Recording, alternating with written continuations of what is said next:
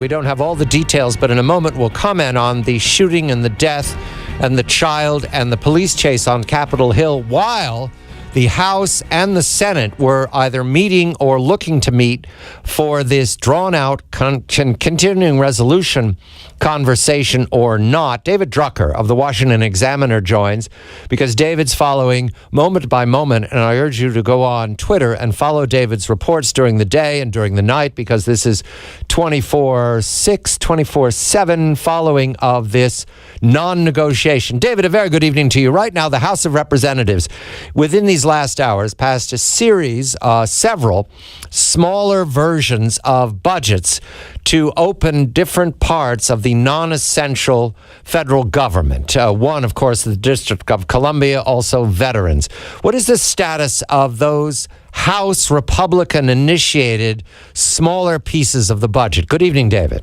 Good evening, John. They're dead. The Senate's going to ignore them because Senate Democrats are refusing to go along with the Republican plan to open parts of the government that are usually pretty popular and usually people support without much problem because they feel as though if they go along with the Republicans, it makes them look weak. And the debt ceiling negotiations are right around the corner, and everybody's starting to focus on that. So I don't expect any of these piecemeal bills to pass this week. It's possible we can have some sort of breakthrough next week, but nothing's happening this week. The continuing resolution is about money to keep the government, all aspects of it, not just the essential but the non-essential going. But the larger story is what is called the debt ceiling. That's a separate matter, at least it has been, David. Is that now going to dominate the conversation, the debt ceiling? Because as the president indicated yesterday, this worries the administration, it worries Treasury, it worries the markets. Does that now dominate rather than the CR? Yes. I think as we've hit the end of the week here, we're about to, the need to raise the federal borrowing limit, which has to be done, according to the administration, by October 17th, is now overtaking the continuing resolution. Everybody's focused on that. House Republicans, in particular, are focused on trying to secure some sort of fiscal deal having to do with any number of things: economic growth, tax reform, entitlement reform, anything related to that, still possibly Obamacare related, through the debt ceiling. They're looking at doing a package that would fund the government and raise the debt ceiling altogether. We're going to have to see if the president and Senate Democrats agree to negotiate. Right now their stance is we will not negotiate. We only want a clean CR, meaning, no concessions, just full funding, and we only want a clean debt ceiling increase. The immediate future is that the president is headed outbound for two very important meetings in Asia, one in Bali, one in Brunei, with the states of Asia, the two organizations, APEC and ASEAN. He is leaving. He's cut out a couple of capitals. While he's gone, can we expect that the CR shutdown will continue and wait for his return? I think so. It's my read that the shutdown is going to continue until they solve the debt ceiling. Okay. That's the big picture. That's where I think we are. Right, the big picture which the president identified yesterday, and that begins my timeline for the debt ceiling being most grave is mid-October till early November, perhaps mid-November. Is that a timeline that's working on the Hill?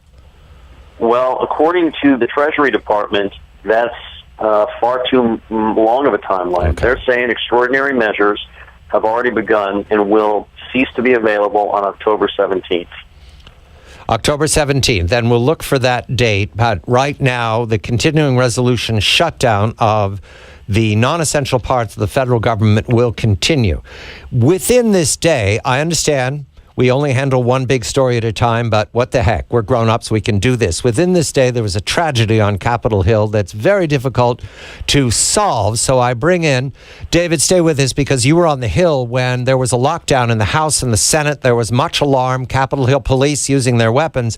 I bring on my consigliere, my attorney, my friend, Ed Hayes in New York, because Ed has long experience with violent confrontations in the street. When the weapons come out, out. Things happen very quickly. Ed, a very good evening to you. You're joining David Drucker. He's in Washington, and he was on Capitol Hill when there was a lockdown. You viewed the video of this tragedy, and there's one young woman dead, 34 years old, a Connecticut resident that I know so far. Her child or child in the car is okay, very young. What can you tell us, Ed, about this confrontation? Because there's a video showing police with their weapons drawn, pointing at this Lexus with presumably the woman and the child inside. And she didn't have a weapon. We know that now, and she didn't at the time. Good evening to you, Ed. Hi. Under the right circumstances, some young stud of a cop, or not young, some stud of a cop just reaches in there, grabs the keys. Right. And if he thinks there's a problem, he shoots her. I mean, when you have all these guys surrounding the car, I thought some of them were firing. Weren't some of them firing shots? There were shots to be heard after her car moved away at high speed, yes. Well, you see a kid in the car. I mean, it just seems to me that there might have been a better way tactically to handle something like this. And, because it's a miracle that they didn't kill this 18-month-old kid. And also, the whole thing is very strange. You don't usually go out to try to commit suicide with a little kid a baby in a car. And she clearly did not, unless she was totally insane, because you really can't have a realistic expectation of doing much damage by running a barricade in front of the White House. So it's very unfortunate incident, and I'm not sure it was handled properly. I don't think it was handled properly, but you hate to make a judgment when you weren't there. I understand. It's just that, Ed, you've been to many crime scenes. You've seen a lot of cop shootings, and things go crazy very fast. David, you were inside the Capitol building at the time. Did you hear the shots, David? No. Colleagues of mine heard the shots, but we got the order that we were on lockdown. It didn't seem prudent to start moving around. They urged us to stay away from windows. So that's what I did, and I tried to follow the Capitol Hill police scanner, which there is one in the press gallery. But all the action really ended up on the Senate side of Capitol Hill, near the Hart Senate office building, and so in some ways I was really rather far away from it. The mood inside the Capitol Hill building when they heard about shots or heard about the lockdown. People have been through this before. Is it routine now, David, or is it always different? Well, I think it's always different. We're aware that the building itself can be targeted, and right. So I think everybody understands that. Whenever they tell us to shelter in place, which is the term they use, it's a little scary because you don't know what's going on, but you feel safe. I think it's worse if they say get out. Right. I've never been in there when they said get out. That would be really scary. When they seem to think we're safe where we are in a building that's fortified, it's a little comforting.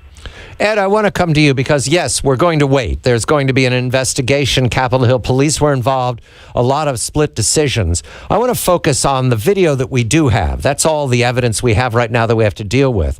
There look to be 5 or 6, one plainclothes authority figures standing around a Lexus, all with their weapons, and they all look to be handguns, pointed at the vehicle. Is that routine? Have you seen that before in NYPD? Everybody standing around. It looked like a cop movie, Ed. It didn't look like law enforcement. Well, you see that. I mean, the whole issue is when do you start shooting, who's in the car, who do you shoot at? Right. It's a very complicated thing. She then backed off and drove off, and they gave chase.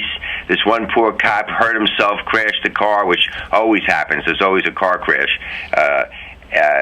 You just wish that one of the cops had run up on the driver and just looked inside. Instead of being 8 feet away, they'd run up and been 2 feet away. Do you understand what I'm saying? Yes, I do. One cop had said, let me go see what's going on here, and really go up close and see what's going on. If she's just got her hands on the wheel or she's flailing around, you just grab her and pull her out of the car.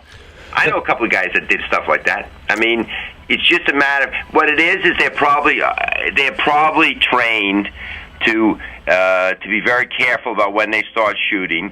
But a very aggressive guy might have gone up and done it differently. It's a shame, man, because that 18-month-old kid without a mother, and probably the mother is very mentally troubled. I mean, she was able to hold a good job. so she can't be a total psycho.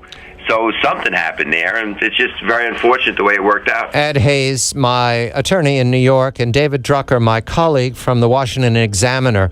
I understand there is the larger story of the United States of America, but right now a young woman is dead, to the reports. A resident of Stamford, Connecticut, her child was without a mother, to the reports. Remember, we're waiting for full story to be reported, and there were gunshots fired around the Capitol. The mood was already tense, and for those few hours, if you view the video, it is chaos.